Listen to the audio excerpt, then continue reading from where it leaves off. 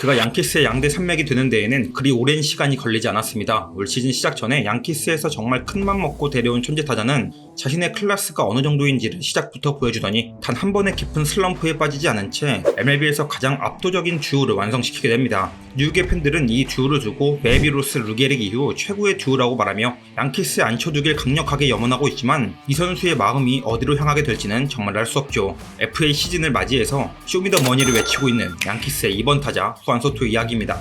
우선 양키스의 이야기로부터 시작해야 할 것 같습니다. 사실 현재 양키스는 흐름이 썩 좋지 못합니다. 2022년과 같은 현상이 반복되고 있는데요. 엄청난 기세로 시작한 시즌 초반은 완전 180도 변한 모습을 보이고 있습니다. 개막부터 5월까지 58전 39승 19패를 기록해 대략 67%의 승률을 기록했고 이 기록은 기간 중 MLB 전체 2위의 기록이었습니다. 그런데 6월부터 7월 30일 현재까지 48전 22승 26패를 기록해 승률 45%를 기록했고 이는 32중 25위에 해당하는 기록입니다. 워낙 시즌 초에 벌어놓은 게 많아 아직도 MLB 전체 5위의 성적과 아메리카 동부리그 1위인 볼티모어와 한 게임 차밖에 나지 않아 아직도 지구 우승을 달성할 가능성이 없어진 게 아니긴 하지만 분명 볼티모어보다 현재 전력상 우승이 불편해 보이는 것은 사실입니다. 그럼 갑자기 이렇게 성적이 곤두박질하게 된 이유가 뭘까요?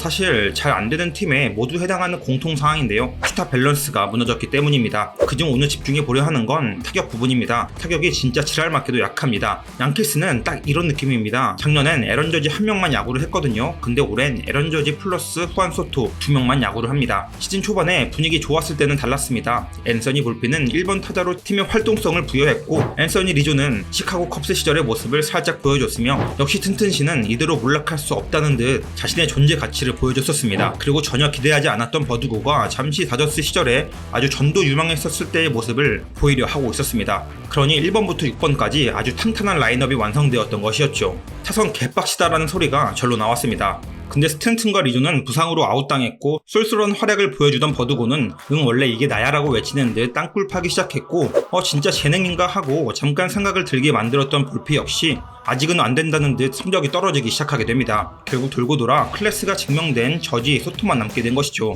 기록을 보면 더 실감이 나실 겁니다. 195타석까지 친 웰스까지를 포함해서 현재 멤버에서 OPS 0.700을 넘긴 타자가 원고를 쓰는 오늘 기준으로 복귀한 스탠튼을 제외하면 저지 소토 그리고 웰스 이 세 분입니다. 성적이 좋길 바라면 그게 오히려 더 이상하다고 할 수 있겠죠. 어떻게 보면 진짜 에런 저지와 후안 소토니까 양키스가 이만큼 버틸 수 있었던 게 아닌가 싶은 생각까지 들죠. 이 듀오의 활약은 정말 미친 수준이거든요. 그럼 조금 더 자세히 보기 위해 개개인의 성적을 보면 이 둘의 듀오가 왜 미쳤는지를 알 수 있는데 OPS 리그 전체 1위가 저지, 2위가 오타니, 그리고 3위가 후안 소토입니다. WRC 플러스를 보면 저지가 211, 소토가 190, 오타니가 189로 1, 2위 성적을 한 팀이 가지고 있는 것이죠. 괜히 베이비루스 루게릭 이후 최강의 듀오라는 말이 나오는 게 아니죠. 이렇다 보니 양키스는 더더욱 고민이 깊어져만 갑니다. 이게 그냥 대충 잘하는 게 아니라 그냥 또 한 명의 MVP급으로 잘해버리니 말이죠. 게다가 소토의 나이를 고려해 평면적으로 생각하면 정말 거의 10년 가까이를 쌩쌩하게 쓸 수 있거든요. 그런데 양키스가 사실 샐러리 공간이 여유치 않습니다. 이미 MLB에서 전체 두 번째로 많이 연봉을 지급하고 있고 이 금액은 대략 3억 1,600만 달러입니다. 2억 3,700만 달러의 사치세 라인을 훌쩍 넘어선 금액이죠. 물론 2025년에 선수단 정리를 좀 하면 사치세 기준 근처까지 확 낮출 수도 있고 그에 따라 소토로 계약할 수도 있을 겁니다. 전혀 불가능한 스토리는 아니죠. 단지 문제점이 하나 있다면 소토의 에이전트가 보라스라는 점이고 올 시즌 활약 전에 불렀던 가격이 12년 5억 달러였다는 것이었죠. AAV 4천만 달러에 달하는 수치입니다. 이는 저지와 같은 가격입니다. 그런데 올해 이런 기록을 작성한다? 도대체 보라스가 얼마를 부를지 예상이 안 된다는 것이죠. 게다가 양키스의 경우에는 상징성으로라도 저지보다 큰 계약 금액을 안기는 건 양키스 입장에서도 쉽지 않은 일입니다. 그렇기에 과연 소토와 협상이 가능할까 하는 점이죠. 거기다 분명히 소토를 노리는 구단은 반드시 몇 팀 있을 테니 양키스는 소토와의 계약에 난항을 겪을 게 불보듯 뻔하다고 할 수 있겠습니다. 그럼 입장을 다시 소토로 돌려 소토는 어떻게 이렇게 갑자기 미친 퍼포먼스를 보이게 된 것일까요? 그냥 단순 FA 로이드라서 그것을 확인해 보도록 하겠습니다. 우선 세부적인 기록을 살펴보겠습니다. 소토 하면 출루율이죠. 소토의 커리어 평균 출루율이 4할 2푼 3리입니다. 이는 트라우 4할 1푼보다도 높은 수치입니다. 미친놈이라고 할 수 있죠. 당연히 올해도 출루율은 그 평균을 상회하고 있습니다.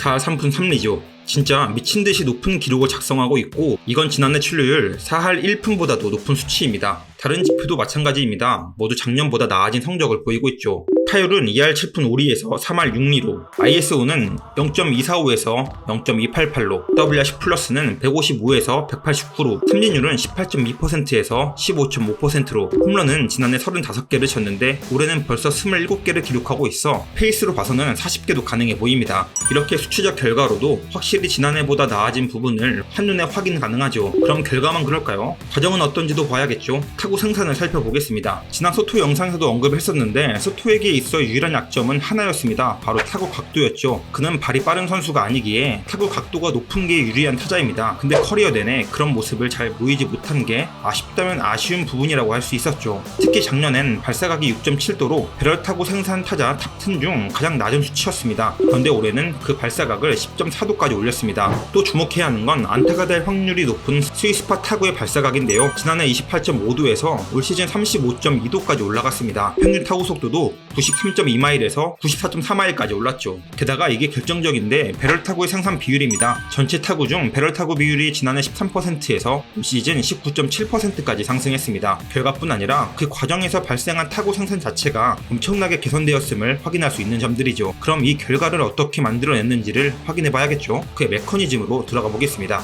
들어가기 전에 앞서 메커니즘에 대한 이야기를 간략하게 하자면 타자가 발사각을 높이려면 어떻게 쳐야 할까요? 아주 당연한 말이겠지만 아래서 위로 올리는 느낌으로 쳐야 당연히 맞아나가는 타구도 올라가겠죠. 야구공은 움직이는 물체이다 보니 당연히 확률적으로도 위에서 아래로 치는 것보다 아래서 위로 치는 게 더 발사각이 높은 타구가 나올 확률이 높을 겁니다. 지극히 당연한 이야기겠죠. 그럼 그러기 위해서 배트는 어떤 움직임을 보여야 할까요? 컨택이 이뤄지는 순간의 배트각이 이런 느낌으로 맞는 것일 겁니다. 그렇다면 그러기 위해서 타자가 취해야 하는 움직임에는 어떤 것이 있을까요? 여기에 바로 소토의 변화가 있습니다. 소토의 움직임 변화로 이야기를 이어나가겠습니다. 소토의 기본적인 타격 메커니즘은 거의 99% 완벽하다는 전제가 깔려 있습니다. 잡아두는 느낌, 스윙을 돌리는 파워, 골반의 가동성, 순간 체중 이동의 효율성, 모든 게 아주 훌륭한 선수죠. 그래서 차이가 아주 미묘합니다. 근데 또 야구는 그 미세한 차이가 아주 큰 결과의 차이를 만들어내곤 하죠. 첫 번째 봐야 하는 건 랜딩이 딱 드는 순간의 소토의 폼입니다. 왼쪽은 작년, 오른쪽은 올해입니다. 어떤 느낌이 드시나요? 오른쪽이 조금 더 줄기가 길고 뒤쪽으로 무게중심이 남아있다는 느낌이 있죠. 몸의 기울기도 더 기울어져 있는 듯 하고요.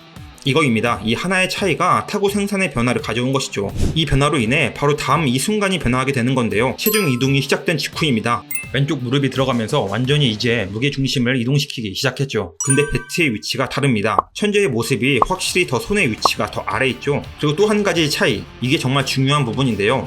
손과 배트가 더 뒤에 남아있습니다. 당연히 배트의 결은 좋아지고 맞는 면적은 증가하며 설사 타이밍이 늦었다고 하더라도 빨랐다고 하더라도 땅볼이 될 타구보다 공이 떠서 갈 확률이 높아지게 되었죠. 이게 바로 소토가 가져온 작지만 아주 큰 변화였고 그 변화는 커리어 하이급 시즌의 성적으로 증명을 하고 있습니다. 물론 소토의 이런 좋은 성적은 저지의 영향이 분명히 있었을 것이라 생각됩니다. 호승심을 일으키는 라이벌리한 존재로서도 타격에 대한 조언을 하는 선배의 역할로서도 그리고 타선의 이점으로서도 소토의 뒤를 받치고 있는 게 저지입니다. 소토를 거르고 저지와 승부할 투수는 이 세상 어디에도 없습니다. 그렇다면 당연히 올해 소토의 성적은 떨어질 일이 적다는 이야기입니다. 그리고 때마침 FA라는 너무도 완벽한 동기부여도 되어 있기도 하고요. 소토는 과연 올 시즌 어떤 퍼포먼스를 보이며 시즌을 종료하게 될까요? 그리고 소토는 저지와 함께 끝끝내 팀을 하드캐리하여 양키스라는 이름값을 회복하는데 도움을 줄 수 있을까요? 그리고 이 팀에 남게 될까요? 양키스와 소토의 완전하지 않은 동거가 어떤 엔딩을 쓰게 될까요? 그들의 이야기도 계속해서 주목해보시죠. 오늘의 이야기는 여기까지입니다. 감사합니다.